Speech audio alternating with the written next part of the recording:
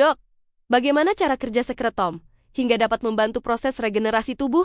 Ya, mengingat pentingnya efek parakrin sel punca, terapi sekretom muncul sebagai strategi yang memang memanfaatkan langsung molekul-molekul yang disekresikan. Nah, tanpa perlu mentransplantasikan sel yang utuh, mekanisme kerja sekretom memang murni berfokus pada aktivitas biologis dan komponen-komponennya. Yaitu yang pertama, pengiriman sinyal langsung ke sel target. Yang kedua, mentransfer materi genetik dan protein melalui vesikel ekstravaskuler. Dan yang ketiga adalah memodulasi lingkungan mikrojaringan. Kenapa? Karena saat yang pertama tadi pengiriman sinyal langsung ke target dari faktor pertumbuhan yang ada di dalam sekretom, termasuk sitokain dan kemokain dalam sekretom, itu berikatan dengan reseptor spesifik pada permukaan sel-sel inang di lokasi cedera.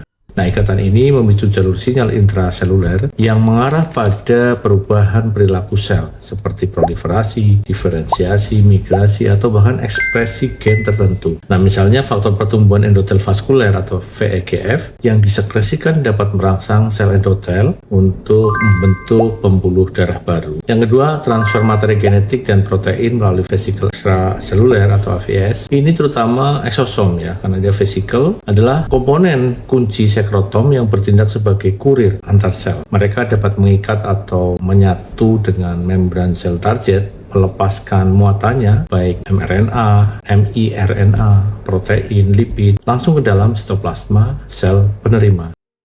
Nah, materi genetik yang ditransfer ini dapat memodulasi ekspresi gen di sel target, mengubah profil proteinnya, dan secara efektif dia akan memprogram ulang sel penerima untuk melakukan fungsi regeneratif. Misalnya, miRNA tertentu yang dibawa oleh eksosom dapat menekan jalur proinflamasi atau mendorong pembentukan jaringan ikat. Kemudian yang ketiga adalah memodulasi lingkungan mikrojaringan. Sekretom secara kolektif menciptakan lingkungan yang lebih mendukung regenerasi. Mereka dapat menetralkan mediator inflamasi, merangsang pembentukan matriks ekstraseluler atau ECM yang sehat, dan menciptakan sarang atau niche yang lebih baik untuk sel-sel progenitor yang endogen tentunya ya. Nah, ini seperti menyiapkan lahan yang subur untuk pertumbuhan kembali, di mana sel-sel yang ada di seluruh tubuh dapat berfungsi lebih efektif dalam perbaikan. Jadi itu mekanisme kerja sekretom tanpa sel utuh, sel punca di dalam jaringan kita.